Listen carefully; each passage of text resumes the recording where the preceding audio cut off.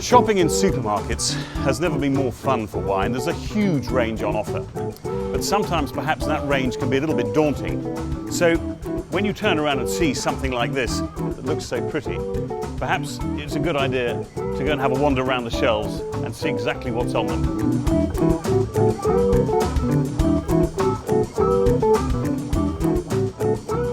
To begin with, we're going to Champagne, and we've got the wall of white wine here. But the Champagne shelf, we start off at the bottom with the sparkling wines, the Cavas from Spain down here, the Prosecco from Italy, and then moving up into some lovely pink wines here. And we've got California represented all the way through to Australia and New Zealand. And then, of course, once we've done the sparkling wines from around the world, we then move up a little bit and we're on to Champagne. And what a wonderful range we've got in here.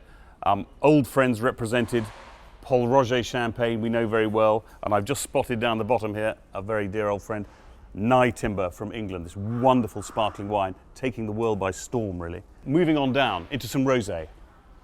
Wonderful selection of rosé, all about the colour, isn't it? So let's go and pick some lovely, look at that, salmon pink, absolutely gorgeous. Bit of French rosé there, and then something a bit richer, darker to go with those sort of tastier grilled fish on the barbecue, all those richer flavours. Look at that wonderful colour in there.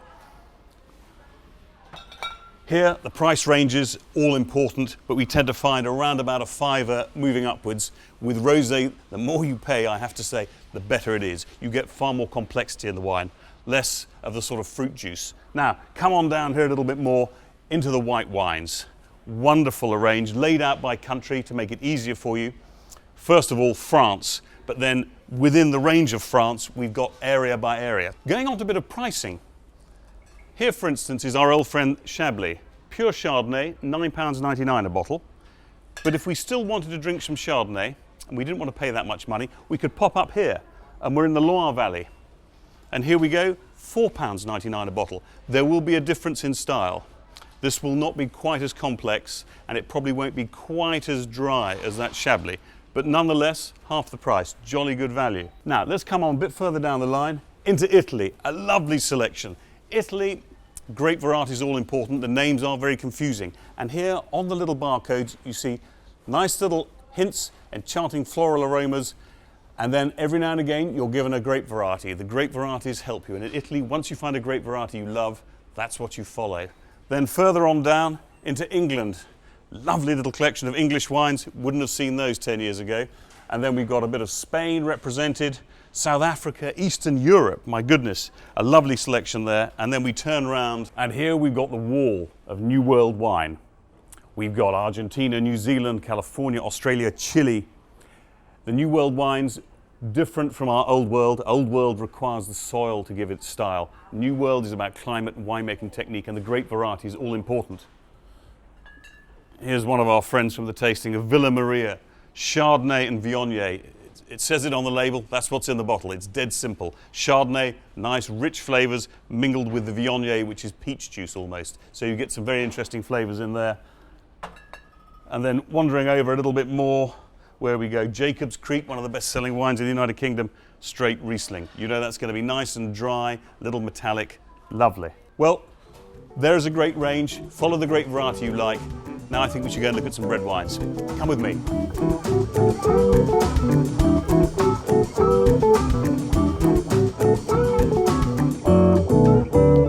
Now here we are at the red wines. We're kicking off straight away with the New World, and we walk straight into a lovelier range of New Zealand wine here.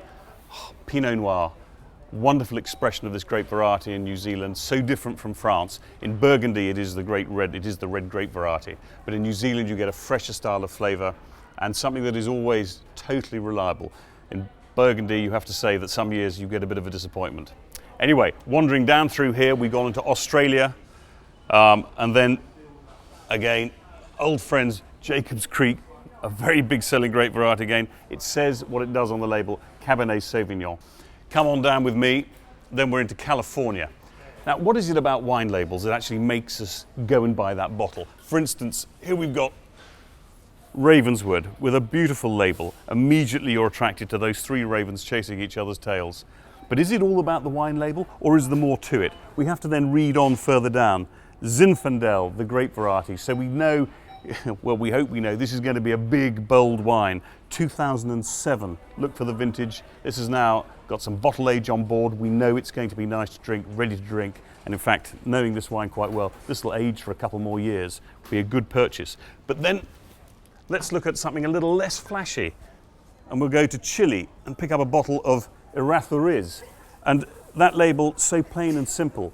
But would that draw us, or would that deter us from buying it? But on here, pure Cabernet Sauvignon, 2008 vintage. Again, lovely and simple, tells us what it's all about. So different from the old world. Wandering down through Chile, a massive range of Chile. Chile is now becoming the new Australia in wine terms. And you've got all sorts of wonderful blends of grapes to choose from. Straight Cabernet Sauvignons, you've got Malbec, Cabernet Sauvignon and Malbec. And then wandering down into the old world, Italy, Spain, Portugal.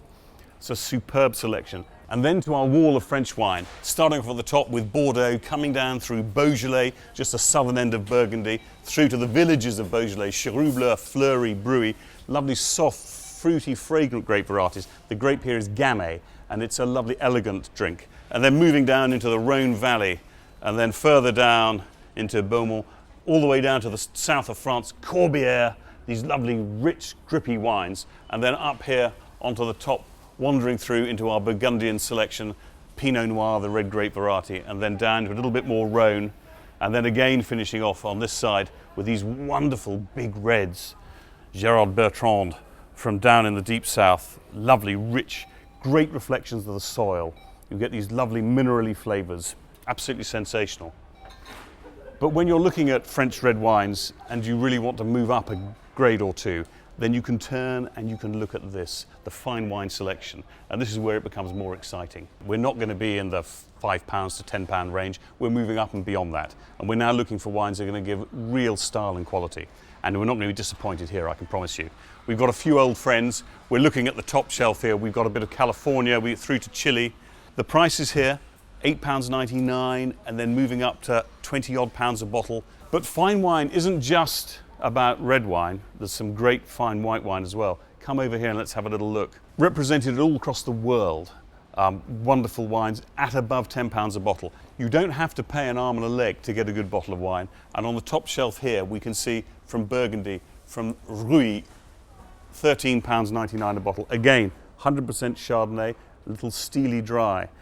Burgundy, complicated area to get to know, and you'll only ever do it by tasting lots of wine. There's a perfectly good reason to pull a cork. And with that in mind, I think I'm going to go and find my favourite bottle and go to the checkout.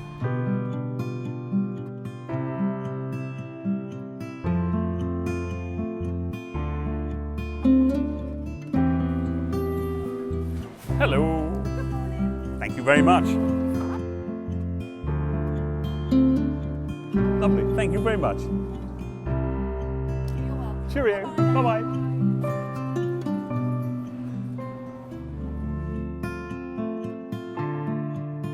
So, New World wines, climate. And that's really the very simple word that changes and separates them from everything else. We've got here our Villa Maria Sauvignon Blanc from Marlborough, New Zealand, and then Tiger's Eye Shiraz from the McLaren Vale in Australia. In Australia, and certainly in McLaren Vale, wonderful hot summers, in fact possibly often too hot. And in New Zealand, beautiful regular weather where you get cool evenings and lovely long hot summer days. And so it is that every year they're producing the most wonderful fruit, and the winemaker really has a job on his hands to try and create a variation. In fact, when I did a little bit of winemaking myself a long, long time ago in California, the winemaker there used to really get upset how lucky the French were that they had climate, because that in a way dictated what they could and couldn't do with the grapes. Whereas there in California, year after year, we had blazing hot summers. And so it was more difficult for him to try and create nuances and differences in the wine. So certainly with the New World, and probably why it's become so popular, is that you just know that when you pull the cork, or in the case of these two, unscrew the cap, you're going to get a wine that is fresh, that delivers a sort of fruit and an acidity balance that you're hoping for. Not always are you going to find a wine of great style and quality, but you're going to get tremendous reliability.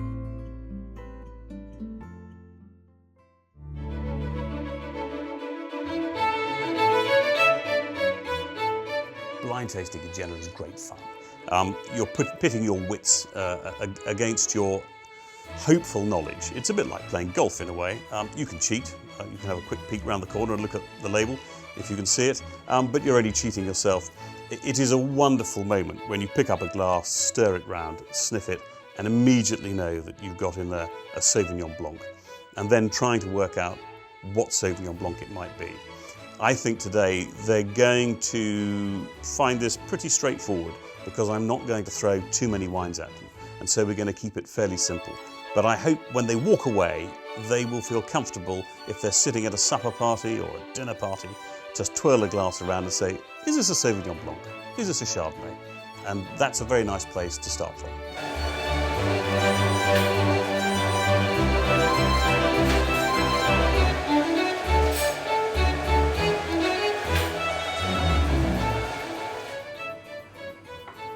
So, Zoe, James, here we are at the fabulous chef's table at the Paris House restaurant in this beautiful countryside.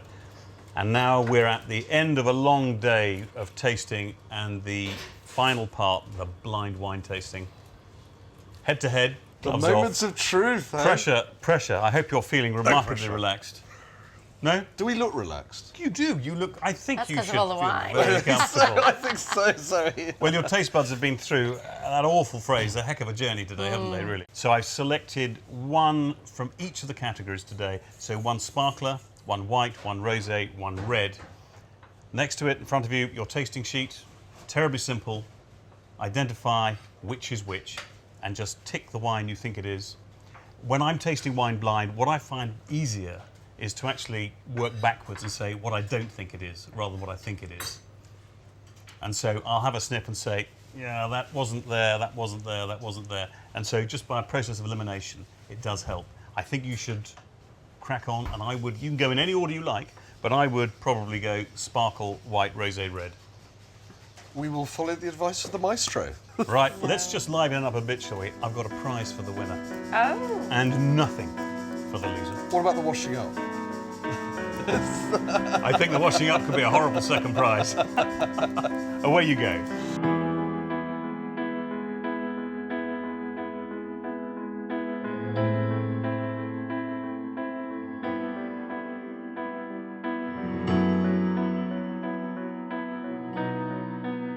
I think I know what it is. Do you? Are think you I pretty do. confident? I think I do, Gosh, but I think I'm going to get this wrong. I really want to get this right. You can mark it and then put your hand over the top. There you go. Yeah, no, I won't look. Oh no. The suspense.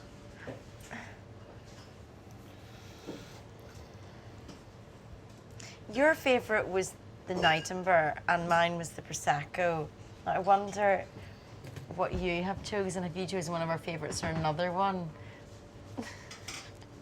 That's a whole other Is that a good blank expression? I'm trying my best. Poker look. I think it's the Cava now. Have you marked? You've marked. Maybe it is the Prosecco. I don't think it's this one. I don't think it's this one. I think it's either of these two. But then I would know if it was my favourite. Would I? Oh no, it's the Cava, the Prosecco. I bet you neither. In your own time. I'm going to say it's the Prosecco. Right, there's my big asterisk.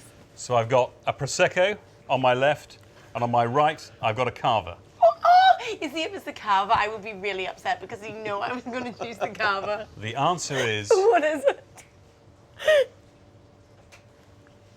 the Cava. Oh no, I'm raging. I was so close. Oh, I'm so sorry. At least you had discarded both Paul Roger Yeah. and the Nightingale, and you would realise it didn't have that sort of that body of fruit, did it? So you've got two equal favourites I now. was so close. I know. I was. Oh. Okay, onto your white.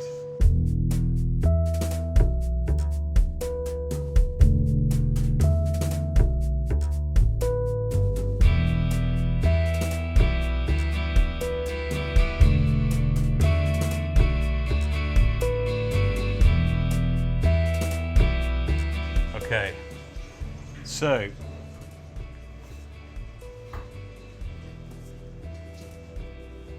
James has said he thinks it's the Sonoma-Cutrer Chardonnay from Sonoma County in California. And Zoe has also gone for the Sonoma-Cutrer Chardonnay. And I can tell you that that wine is the Sonoma-Cutrer. Oh. Very well done. Oh, brilliant. What gave you the clue to that? Was there something? It's just the butter and the egg. Yep. Yeah, I feel the same way. Right, now, onto your rosé.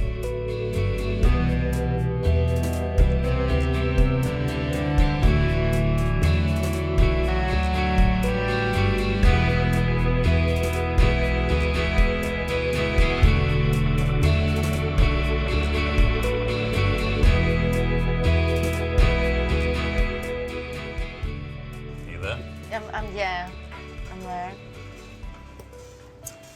So, at this occasion, Zoe thinks it's the Sancerre Rosé 2008 from Malo. Do you? And Do you really? James thinks it's the Sancerre Rosé. Well, we're going down together on this one. Do you remember the colours? It's easy because it is so obvious from I the think colour. so. It was well done. Straight It away. is the Sancerre Rosé. Yeah. Spot on.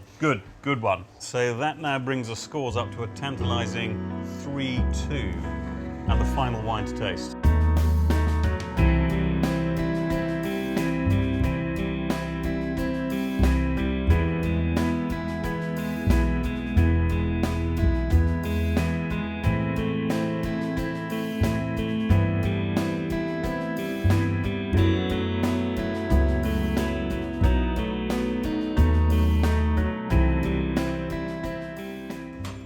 I've made my choice, or better or worse. Done? Yeah. Right, I can reveal that James thinks it's the Oyster Bay Pinot Noir 2008 from New Zealand. And Zoe thinks it's the Chateau du Maris 2008 Minervois.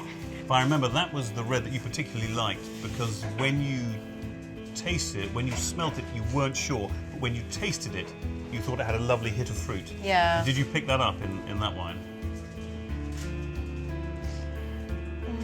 Was that what guided you towards it? Well, it was more the smell of it because it wasn't that ash, or there was a lot of them that I thought were quite ashy or really quite, I don't know, just quite repugnant. But I don't know, I didn't think that one was. But then I don't know how long it's been sitting out there, if it's changed a bit. Yeah, quite right. We did let it evolve in the Yeah, glass, didn't so we? I'm not sure. It's hard to know. Well, I'm sorry to say that you've now made it a very difficult situation because that is the Chateau du Maris. Hey, and so well done. Oh, did you get that wrong on purpose? No, I absolutely thought it was a Pinot Noir. I thought that is the Pinot Really? Noir. Great, I really did. So now we are in a really difficult position, aren't we? Because that was not supposed to happen. We need to think what we're going to have to do to sort you out. No, split the prize. What was the prize? Was it a holiday to France? Well, would you like to split the prize? I can tell you it's a prize that's much more agreeable and as a split prize in that you can enjoy it together. And so if you're in agreement, I would like to say, with the compliments of the lovely people at Champagne Pol Roger, Oh, hi, nice. you've got a magnum of Pol Roger Oh, that's so lovely. to sit in the garden and enjoy together. Very good. There we go. What can we say? Very many congratulations. Brilliantly done. Oh, thank Well you. done. No, thank you. And amazing. shall I just leave your prize there? Look at that. Well, that's so well done. Fantastic. An honourable draw. I think a very fine result. So I suppose all that's left now is for us to perhaps enjoy the prize that you've won. I think you've both done incredibly well, and thank you very much for being excellent sports. Well, no, I think Jasper, thank you very much. So, what do you think? If we share the Pol Roger with the chefs, then we'll learn a bit about food as well. I love How does that sound? follow-up. Great. I think they're up for it.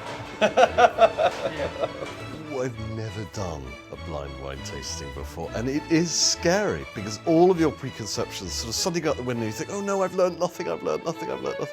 But Jasper is good, and what he taught us in terms of how to look at things, taste things, definitely stood us in good stead. Bit annoyed at myself for not getting the cava right, because I knew it was the cava. I knew it couldn't possibly be the Prosecco, but I think I got a little bit competitive and I just panicked and I made a stupid error. But it was nice to go away with the Magnum to share with James, which is great.